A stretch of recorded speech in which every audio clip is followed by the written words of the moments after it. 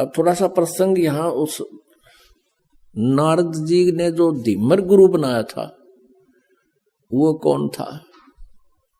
वो एक पुण्यात्मा थी, किसी समय परमेश्वर कबीर जी की शरण में रहे थे, लेकिन हम कुछ दिनों के बाद इस काल के ज्ञान के ऊपर फिर दोबारा टिक जाते हैं, भगवान की भक्ति त्याग देते हैं। ऐसा ही उस नादान आत्मा ने कर रखा था। फिर यो काल ऐसे कर्म बिगड़वा दे उस पुण्यात्मा के, ऐसी जगह मछियारों का जन्म दे दिया, और वो मछली पकड़ के लावे और बेचे, उसे तो गुजारा कर, आप भी काट के खावे। अब कहते हैं कबीर कमाई आपनी कदे ना निष्फल जा, 7 समुद्र आडे पड़े मिले अगा हुआ। क्या हुआ कि एक बार वो जिस राज्य में रहता था वहां के सभी तालाबों की मछलियां उसने पकड़ ली थी, कालू नाम के जीमर ने, वो तो खाली हो लिए थे। उसने देखा कि पड़ोसी राजा एक बहुत धार्मिक व्यक्ति था, उसने सब जगह ये आदेश दे रखा था कि मेरे राज्य में हिंसा नहीं हो, जीव हिंसा नहीं हो, और इस कारण से किसी भी तालाब में कोई मछलियां नहीं पकड़ता था। और वो चला गया कालू, उसने देखा सी मोटी मोटी तोरी सी भारा भारा घिया सी कूदे उसके अंदर, उसने सोचा सुबेरा करूंगा काम। उसको ये भी पता था कि राजा ने यहाँ आदेश दे रखा है कि यहाँ प्रतिबंध है, उसने सोचा रात में चोरी करूंगा। अपनी पत्नी से कहकर चला गया कि मैं ऐसे ऐसे जा रहा हूं उस तालाब पर, और है तो वहां खतरे का काम, पर देखी जाएगी, अब रोजगार तो यही है। अब वो पहुंच गया वहां तालाब पर। तालाब के आसपास झाड़ बोझड़े भी होते हैं। उसने जाल डाला था सुबह सुबह, वो सुबह का टाइम हो गया 4 बजे, गर्मियों के दिन थे, थोड़े थोड़े, थोड़ी सी सर्दी सी भी थी, इस तरह टाइप का मौसम था। तो उसको सर्दी लगी, तालाब में से निकला, उसने क्या करा, एक अग्नि जला ली हाथ सेकने के लिए। अग्नि जलाई, लकड़ तोड़कर हाथ उठ सेके, और पहले तो उसने देखा कि कोई होगा तो यहां आ जाएगा, आग जला लेता हूं। उसने आग जला दी, देखा कोई नहीं आया, कोई पहरेदार होगा तो होगा भी, कैसे है, बातचीत पूछा, कह दूंगा विरा चलता हूं, ठंड लग रही है थोड़ी, हाथ सेकूं, थोड़ी थोड़ी सर्दी सी थी। कोई नहीं आया तो उसने जाल डाली थी। उधर से उसी नगरी का राजा, उस क्षेत्र का राजा हाथी पर सवार हो गए, और उसी के साथ साथ से रास्ता था दूसरे शहर में जा रहा था, और एकदम मोड़ मुड़ता था। उस मोड़ के मुड़ते ही राजा का पूरा काफिला एकदम बाहर आया, और उसकी नजर पड़ी, वो सारा ही 4 किले का फैसला था मोड़ का। एकदम घबरा गया वो कालू जीमर कि भैया तो बात बिगड़ेगी, राजा आ गया, राज तेरी सजाए मौत होगी, तेने कानून तोड़ दिया। वो डर गया। उसने क्या कर रखा था, एक लंगोट पहन रखा था शरीर पर, बस पानी में बढ़ने की तैयारी थी। तो उसने, और ऊपर बड़े बड़े बाल थे, दाढ़ी थी, उसने और कोई बात ना सूझी बचाओ कि जो राख लकड़ी जला रखी थी वो राख थी, उस राख को सारे शरीर पर, मुंह पर सारे लाख है, और वहीं बैठ गया। वो धुआं सा बना हुआ था, थोड़ी थोड़ी आग सलग रही थी, साधु रूप बना के बैठ गया। वो राजा था धार्मिक, उसने देखा महात्मा बैठा है, वहीं काफिला रखवा लिया। अकरों को हाथी से नीचे उतारो, अंबारी वो लगा दी पड़ी थी, वो नीचे उतार दिया, और वो आंखें खोल कर देखा कि ले भाई मर गया आज तो, आधी आधी खोल और फिर बंद कर ले, आज मर गया, भी तो आ गया तेरी तरफ। उसने सोचा और कोई चारा भी नहीं है, अगर बच गया तो इससे मुद्रा में बच गया। राजा ने आवाज लगाई, प्रणाम किया, राम राम बोलिया। वो कड़ा बोला, बोलते पिछने पहचाना जा, कति मौन धारण कर गया। अब राजा ने सोची वे साधु संत अपनी भक्ति करते हैं, इनको गणा छेड़ा छाड़ी नहीं करनी चाहिए।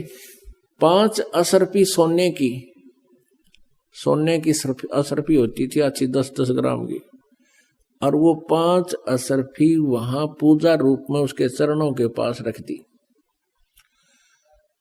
राजा थोड़ी देर बैठा, प्रणाम करके चल पड़ा। उधर से उसके डरते की, क्योंकि पिछले संस्कार अच्छे थे, उसका वो समाधिस्थ हो गया, और ऊपर सोपन सा देख रहा है। उधर से उसकी पत्नी को चिंता हुई कि आया नहीं, दिन के 10 बज गए। वो चली करते हैं जिस सरोवर का वो कह के गया था, वहीं जाकर देखा तो क्या कर रहा है, साधु बना बैठा। और उसकी पत्नी ने पहले तो उसको आवाज लगाई कि तू मर रहे गाड़ा की, तू बैठा है, चाल जल्दी करने, कोई अड़ा आ गया, यहाँ आ गया, तुझे पकड़ लेगा। हो ना उठिया तो उसके एक मारा कड़मड़ थप्पड़, ये खड़ा हो ले तू। उसने नो कहा मैं तो आज आया था जी, आज आया था जी। उसने सोचा ये राजा के सर्वेंट आगे की तय, नो कहा जी मैं तो आज पहली बार आया था। उसने देखा उसकी पत्नी अपनी पत्नी से कहने लगे राजा कहाँ गया। उसकी पत्नी बोली राजा कौन था? राजा आया था यहाँ से। वो बोली राजा आता तेने छोड़ देता। फिर उसने देखा 5 असरफी रखी है। अब देखो कैसे परिवर्तन आता है।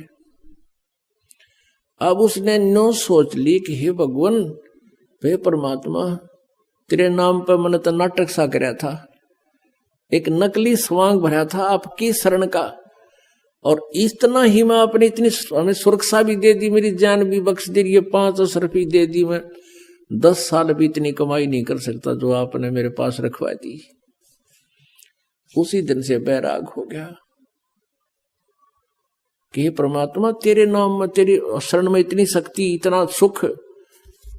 अपनी पत्नी से कह दिया कि ले ये तेरी 10 साल की 20 साल की कमाई है यार, ले जा तू, और मैं आज के बाद मछली पकड़ू को नहीं।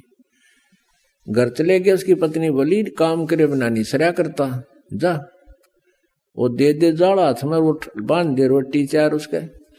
और वो चल पड़े, बैठ के जंगल में खा कर रोटी, अन्नो देखे भगवान नो क्या करें, गुरु बिन मोक्ष नहीं होता।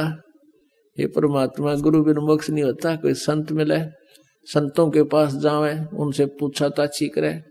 तो फिर एक दिन परमेश्वर कहते हैं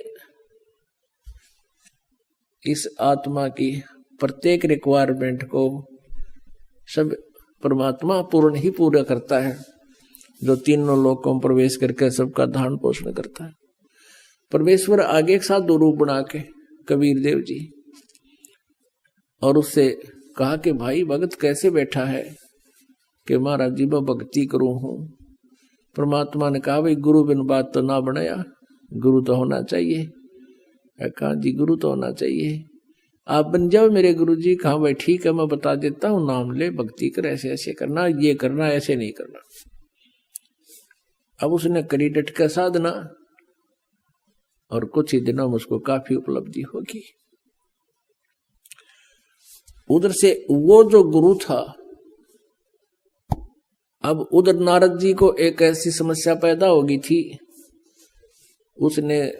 उसको कहा गया था कि आज सवेरे तू जावे और उसको गुरु बना ले, जब तेरा कल्याण होगा। तो सवेरे सवेरे वो जा रहा था किसी घाट के स्नान करने के लिए, आगे से वो कालू झीमर मिल गया उसने। तो उसको उन्होंने गुरु बना लिया। उस कालू झीमर ने उसको बताया कि ये नाम जाप कर ऋषि जी, जब तेरा कल्याण होगा। अब कहने का भाव ये है पुणात्मा, हम ये सोचा करते थे कि कालू जो था एक सिंपल सा साधारण आदमी, एक मछियारा था, और उसको नारद जी ने गुरु बना लिया तो अब उसका उस सत्र का कल्याण हो गया। अब उस समय वो कालू झिमर नहीं था, उसने सारी बुराई छोड़ दी थी, वो संत बन गया था। लेकिन हम फिर भी वो फीत उतारते नहीं उसकी, उसको फिर भी धीमर कहा करते थे, झिमर